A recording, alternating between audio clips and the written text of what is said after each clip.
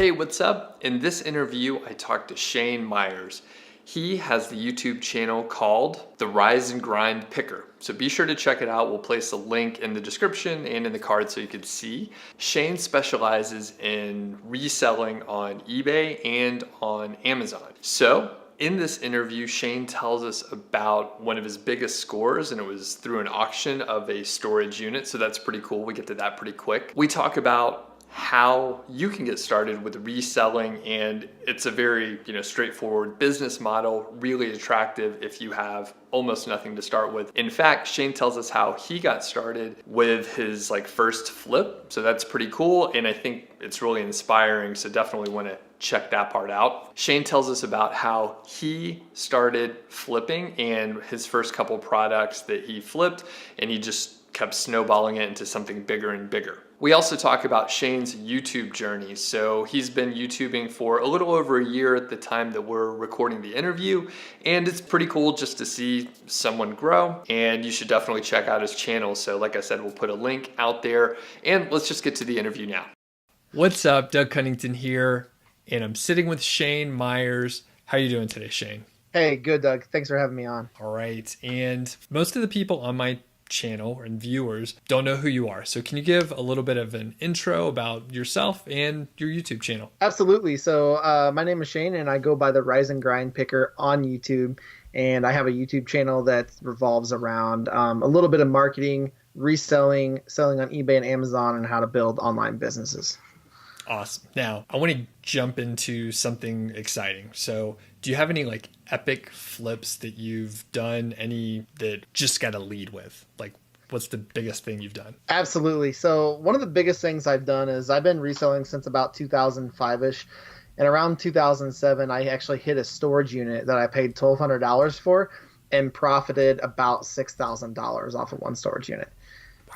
It had a really old barn inside it and a really old truck, and as soon as I moved everything, it had brand new power tools stacked up and all sorts of stuff. It was like a contractor's unit that had the business had failed, and I was able to scoop it up. So wow. And I don't know much about the business model, to be honest with you. So for a storage unit, it's just auctioned off, or how does that situation work? Yeah, so most of the time, so now they actually have a website that you can actually go online and you can actually buy a storage unit, and it's called storagetreasures.com. But back then, you didn't really have that, and so you would go to an auction and they would just auction it off.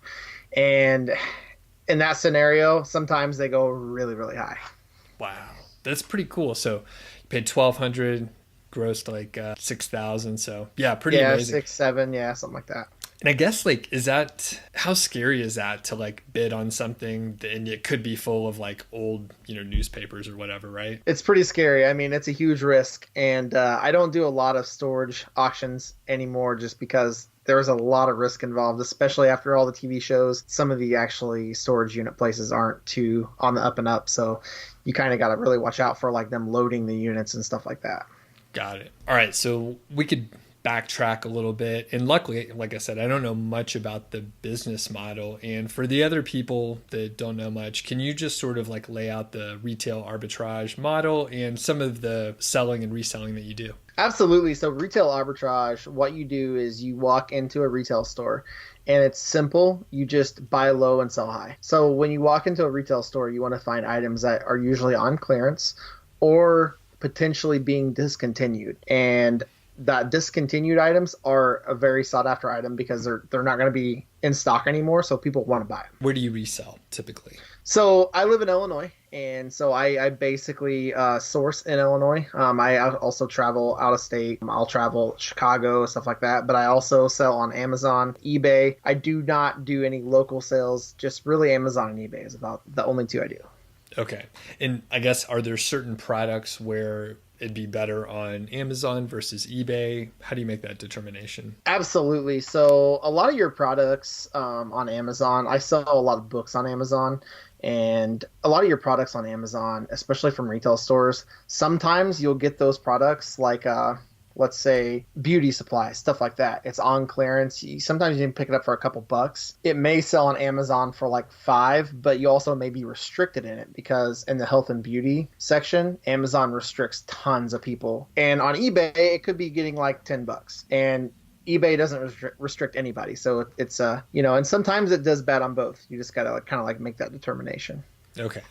And how did you get started with this in the beginning? You said like 2005, right? So you've been doing this a while. Yeah. So really back then it was really truly a side hustle. All I did was I just did it for a little bit of spare money, whatever. And I wasn't really serious about it. I still have a 9 to 5 I go to, but I actually have a licensed business in the state of Illinois, and it's kind of grown into that. And one day I had $20 in my savings account, and I'm like, I need to figure something out. I need to figure something out quick. And my wife is like, what do you mean? I'm like, well, I used to resell a lot on eBay and stuff. And this was before I even knew YouTube existed in reselling. I didn't even know that. And I took the $20, I went to a thrift store, and I bought some small purchases, and I just kept flipping them over and over. And eventually you can build a business out of truly nothing because there's no overhead. Wow. And do you remember like what those first few items were? Yeah, I think really I one of the items I picked up was an electronic dog collar, still in the package at a thrift store. I bought it for $1.99 and sold it for $98. Wow. And I was going to say, we have a dog and we use an electronic dog collar. Yep. And I know they're pricey. Even at $98, like that's a pretty good deal. So yeah, absolutely. They're expensive. And you got it for $1? Is that what you said? Yeah, $1.99. Yeah. And it was a pet safe. So it was just a collar and the little transmitter box, and it was $98 and some change. Amazing. That's pretty cool. So you started with $20, you flipped a couple times, and you were like, hey, this works. So, and you said you still do a full-time job, so this is still a side hustle for you? Yeah, it's still really a side hustle. The only difference is I actually put full-time hours into it now because I have to, because it's actually a legit business. I have a lot to ship out. I'm doing probably per week to Amazon for books, probably about 50 to 80 pounds of books a week into FBA. Okay. And that's how you measure it these days, by the poundage? Yeah, exactly. Let's say you need more, goods, right? So how do you go out? Where do you source this stuff? So thrift stores, you mentioned. What are some other sources out there? So since I have a business license in the state of Illinois and a reseller's license, I can actually buy wholesale. So just like, big box stores, I won't get the discount they get, but I can buy wholesale. I do thrift stores, estate sales, garage sales. Really, auctions are really a really good source to do that with. Really anywhere that you can think of that you can really buy something for a lower cost to be able to flip it. A lot of luck that I've had on finding stuff has been on like Letgo, OfferUp, and Craigslist. Cool. And then basically someone just wants like something hauled away. I'm most familiar with Craigslist. So someone's like, just pick it up, and you could basically show up with a truck or your car, and as long as you take it, they're happy, right? Yeah. And Craigslist, you can buy stuff off there too, but I like to look at the free category because I had a lady that actually had posted a ton of books for free. I'm not even going to lie. It was like 200 or 300. It was crazy. My car was completely full of books. I picked them up, and I think I profited like almost $2,000 off of that deal. What? It's so amazing. Okay. So they just wanted it out, and you took it, and then interesting. Yeah. And who, I don't know. I'm kind of blown away, to be honest with you. And the crazy part is in that big mess was a bunch of nursing textbooks. And I really didn't think they were going to be worth a lot because textbooks, it really is hit or miss. And there was like 3 or 4 textbooks that were in the over $100 range, like $120 to $118 range in that box. Wow. So what do you consider like a good day when you're going out, say to garage sales or thrift stores or whatever? A good day, really what I consider a good day would be if you're going to go out to garage sales and thrift stores. I would say if I could find at least in one day $400 to $300 in profit, it's a pretty decent day. I found way more than that other times, but it really just depends. Sure. And I guess, like you said, some days you're going to make $2,000, and I'm sure other days it's a dud, right? There's nothing good out there. Right, exactly. So it sounds sort of intense with the work you have to do, which sounds dumb, right? Because everything takes work. But in this case, like you're literally going around driving. Is there a way to kind of minimize that a little bit? Or is that actually just part of the fun and enjoyment of like the hunt, right? Well, for me, a lot of it's a hunt, but if you really want to minimize it, what I do is I have a website on my phone. It's called Book Sale Scouter or something like that. I think it is. Hold on. Yeah. And what that does is it takes all the book sales in the United States and it lets you search in book sales in your area, anywhere you want to search at. Some of these book sales have over 1 million books. So if you're going to source for Amazon FBA, that's the perfect place to do it. You know, you might drive 2.5 hours one way, but the profit's going to be pretty decent. Okay, cool. And you said you mainly focus on books just in general? Yeah, for Amazon FBA, I do because personally, I'm restricted in every category. I actually just started selling on Amazon August 2nd, and I'll pull up my numbers here. Today is the 22nd, and keep in mind your first shipment takes a little while to get to Amazon, but I've done $800 in revenue just in 2 weeks on Amazon. Wow. Okay. You have been doing this for a while, but who are some people that you follow, maybe that inspire you? Maybe they're a little bit ahead of you, stuff like that. Definitely, yeah. So some of the people that, you know, kind of inspire me, you have Pete, the Craigslist hunter. He is one of the big YouTube influencers in reselling, and he has a pretty big subscriber base. He lives in Chicago. He has his own store and he sells online, so he's really adapted business. And then you have Chad, the Golden Finger Picker, same kind of deal. He has a pretty large YouTube influence, and then he's been doing it a really long time and is really resourceful. And are most resellers focused on YouTube, or are there bloggers and then I don't know the ecosystem. So is it mostly? Do you guys mostly live on YouTube? For me, I do Twitch and I do YouTube. Now, my Twitch account was kind of a test, and I just wanted to see like kind of the marketing I could get in the subscriber base. And I haven't really done a lot of videos, but on YouTube, I've been doing YouTube about 1.5 years. And then there is also a handful of resellers that have a pretty big influence, but there's a big community around reselling where you can actually like, you know, kind of reach out to people and stuff like that. So gotcha. I spend most of my time in the affiliate marketing area, and it's interesting like how like siloed off we are, even though it's such a close like relationship, the business model and stuff. So yeah, kind of crazy. As I started looking, there were just huge channels, tons of interaction, big communities, and I had no idea. So.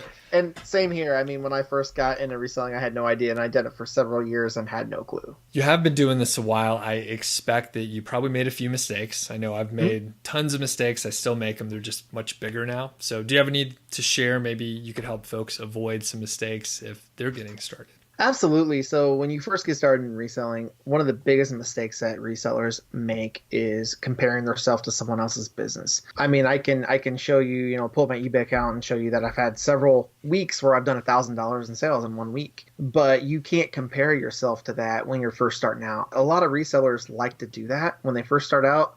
I want those numbers. But realistically, you're just going to be chasing someone else's business. You got to make it work for you. I think that probably translates to like most any business model, because it's really hard. Like you do want to compare yourself to someone who's been doing it for 13 years, you know. It's pretty hard to jump in on day 2 and do that. So, and what helps me out a lot in the aspect of retail arbitrage, like going into retail stores, is I did retail management for 9 years and also held corporate level jobs in retail management. So really for me, like retail arbitrage, I know how stores ticket their clearance. I know a lot of information that no one else would know for that. So that really gives me kind of a leg up a little bit.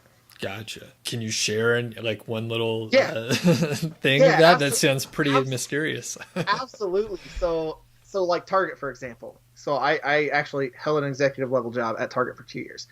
Right now I work in sales. I completely kind of got out of retail.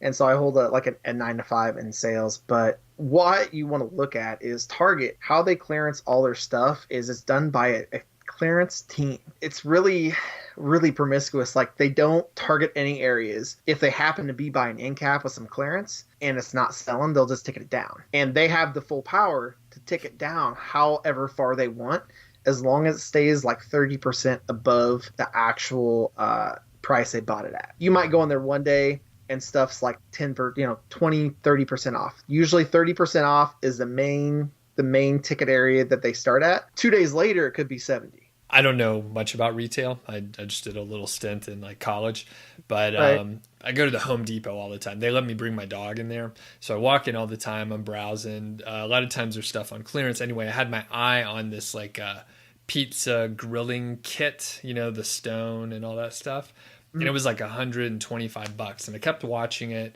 And sure enough, towards the very end of like fall, and I'm in Bozeman, Montana, so it gets cold here. People are not Oh grilling yeah. outside in like the winter. So I think in like November, like it kept getting marked down, and finally it was like $24, and I was like, I can't believe like this is so cheap. You can't even buy the stone, let alone the hardware. So it's like you got to hang on for a long time. Of course, I wasn't. I just wanted to like make pizza myself. Right, exactly. And that would be like a retail arbitrage kind of thing. Like what you did, you would just watch it. And as soon as it goes down, you would buy it and resell it. Gotcha. And I should have bought the rest of them, but I just bought the one. I didn't even, Right. I was like, oh, I bet I could resell it, but it never, I was like, oh, I'll have to ship it. The stone's heavy and all that stuff, but Right. you could just get the seller to pay for it, right? So, Exactly. Yeah. Yeah. Exactly. Just get in the paper. so you mentioned that you are, you're working your full-time gig and then you're doing this on the side, but you're putting in like some serious hours. So thanks again for spending time talking to me. But how do Definitely. you find motivation to like keep pushing? So that's a hard answer because really your motivation, everybody's motivated for whatever motivates their self. And people are normally motivated for what's best for them and their family, right? So money motivates me. Growing a business motivates me. And so what I do is I actually, I have business accounts and stuff like that I have to keep books on and stuff. And since I work a full-time job, most of that money, I just don't touch it. I don't pay myself. And eventually, when I do quit my full time job, most of our bills, our house should be all paid off way early and we won't have to worry about anything. That's I guess a very good why. It comes Mhm. back like why are we doing this? So that's awesome. Like it'll obviously pay off, and it's really awesome for your family and stuff. That's pretty cool. There must be times where you also get like frustrated, and maybe it goes back to the same thing where you're like, all right, why am I doing this? And you sort of Mhm. regroup. Is it pretty much the same when you're frustrated? Is that how you get out of the hole? Oh, yeah. Like you're going to hit a lot of frustrations in stuff like reselling. Any kind of business, you're going to hit frustrations. So what you got to do is you got to find the best way to kind of regroup yourself to get past it. You got to move past it. You just got to blow past it and not look back. And so, one of the biggest frustrations a lot of resellers have is they say, I can't find nothing to sell in my area. Think about that for a second and then realize in the United States, okay, we are the most wasteful people in the entire world. So anytime you go to a thrift store, a garage sale, anything, what you got to do is look at what's available to you, and that's what you sell. I'm just thinking of some of the thrift stores around here, and there's our population is fairly small here in Montana, Hmm. but even so, there are like sort of wealthy pockets, like Big Sky. There's a couple thrift stores where you could find like really awesome stuff Hmm. because these wealthy folks just kind of got rid of it. It's very Yeah, interesting. So yeah, absolutely. now, in my sort of area of affiliate marketing, we talk about mastermind groups a lot. Are you part of a mastermind group or anything similar? I currently am not. One of the people I watch on YouTube a lot, he does a lot of sales vlogs. He has a mastermind group, is the Hardcore Closer.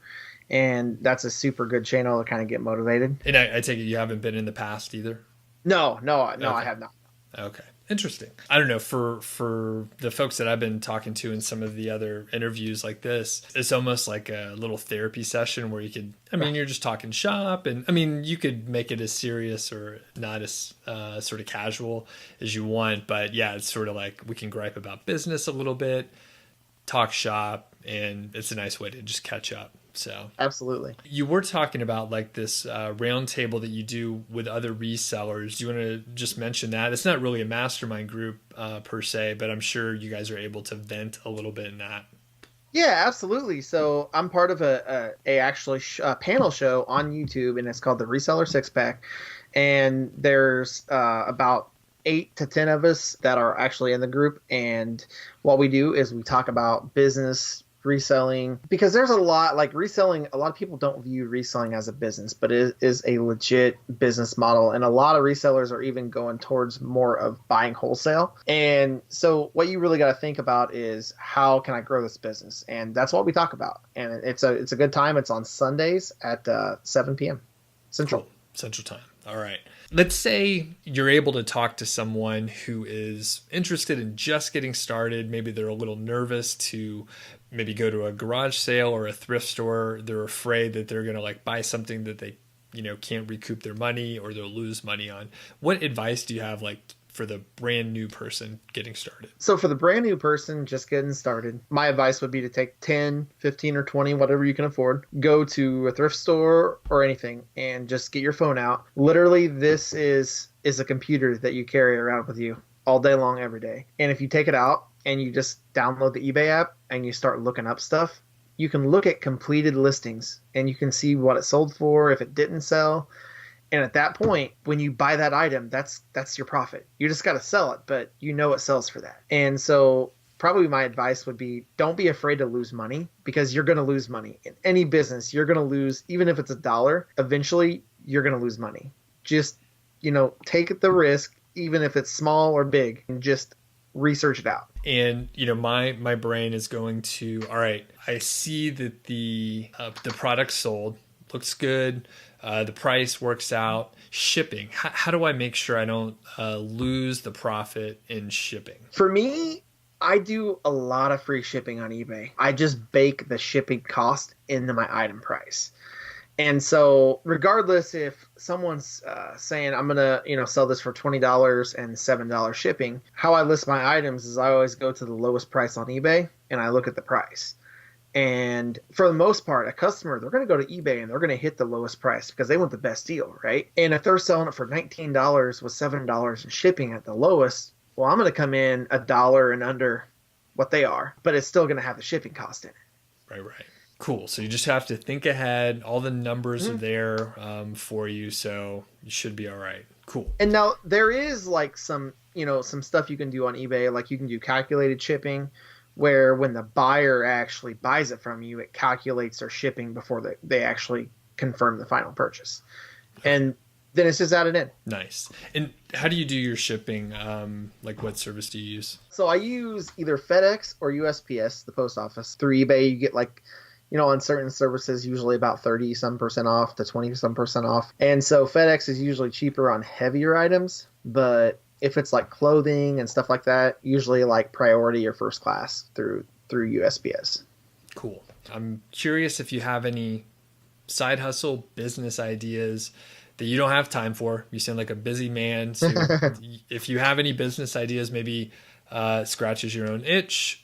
So, one of my business ideas in the past was creating board games. And around holiday season, you can look up like manufacturers in China and stuff like that. You can sketch out a board game, kind of illustration, have them printed up for fairly cheap. And then you could technically flip all of them either at flea markets in the winter, or you could just sell them right on Amazon or eBay. And that was one of my business ideas in the past. And I just never really got to it, Yeah. Are you a big board game person? Yeah, I like board games. So when people buy board games, they're buying time with their family. You know what I mean? And that's why people and families like board games. And so for me, that was one idea I had, and I come up with like 500 a day usually because my mind's constantly running, but I never remember any of them. Yeah. It's funny. Yeah, like once you start seeing some opportunities, it's like a floodgate, and you're just like, I can't do more. I need to stop coming up with these ideas. Right. Cool. Any others? I had one really good idea a while back ago, and I completely forgot what it was. But it was, oh yeah. So it's a blanket. Okay, it's a blanket that has a zipper in the middle of it, but not really a zipper. You could do like buttons or something where it's not like really hard on the skin. Sure. So that way, when you and your spouse don't want to share the blanket, it tears apart. Oh, I see. All right. That's a pretty good one. Yeah, and I never heard or thought of that. Yeah.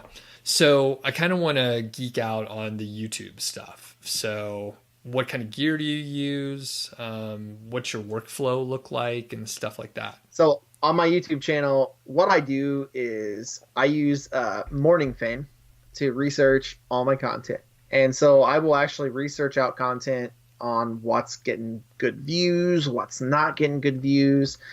And then I make the video from there. So like if I type in retail arbitrage, which my Dollar General video or my Dollar Tree video I made actually was like ranking number 5 in that entire group. But what I'll do is I'll research like a good title or a good like retail arbitrage, a good set of keywords, and then I'll look at the videos and I can see what keywords they're actually using, and then I kind of build off of that for me. Okay, cool. And you said you've been on YouTube for about a year, and it looks like your growth's like pretty awesome, right? Yeah, about a year and a few months, and it took a long time to grow. So I did probably a solid 7 months of just talking to myself, not really having anybody watch, and that's pretty typical. Usually when you start off a YouTube channel, it's pretty rough, right? And then you slowly start to build an influence. And for me, I think the best part is doing it from the ground up and building an organic following. I know exactly what you're talking about. A lot of I had some rough ones in the very beginning, but you leave them out there, it's part of the whole deal. So the evolution, right? Very cool. So I guess, do you have any like goals for your channel in the coming year, or what's your aim here? Yeah. So for my channel in the next year, like really what I want to do is keep growing it and see how much it can grow. I'm going to be eventually getting better video editing software to throw up on my PCs, and as well as new filming equipment and stuff like that. So cool. And what are you filming on right now? So really all it is a GoPro or my phone. I have a GoPro Hero 4. I also have like a Samsung. It's like the 1080 bulb, like the 360 view camera. Oh, cool. And then I use my Samsung, either that or my S9 Plus. But what I'm looking at probably in the next month is I'll be getting like a G7X Nice. to vlog and stuff with. So cool. I mean, these cell phones these days are freaking awesome. So it's hard to argue with them. So I mean, I have some other gear too because I like tech gadgets and all that stuff, right. And it's an excuse to get another lens or whatever. But cool. So you're using what you had, and then you were shooting videos and you didn't go crazy. And I know some people, they're like, I'm gonna buy all this stuff like right when you're getting started. So you were doing work like right away, basically. Yeah, and that's the thing is with YouTube, even if you're making money off the AdSense, you're not going to make that right away. Like you have a solid year to build that organic following before you really make your first cent. So really what I did was I bought a GoPro Hero 4. I went on Let Go and I typed in GoPro Hero 4 and I negotiated one down and bought it for $100. And it came with all of the accessories. And then I actually, the video editing software I use is Filmora Wondershare. And it's pretty cheap. I think you can get a subscription around for less than $100, and if you buy it once, you have it. Period. Nice. It's just a one-time buy. And so for me, I did that just to start out with, and I'm like, well, I'll film with my phone too because on Samsung, like if you have an S9 Plus, they have really good video. And so I'm like, well, I'll do this for a while and see how it works. And I bought a webcam. Nice. And that's and some mics and stuff like that. But that's really all I bought. I mean, to start my channel out with, probably had maybe $150 wrapped up. Very cool. Very cool. All right. Thanks a lot, Shane. Appreciate you taking the time. Where should people find you? So you can find me on YouTube.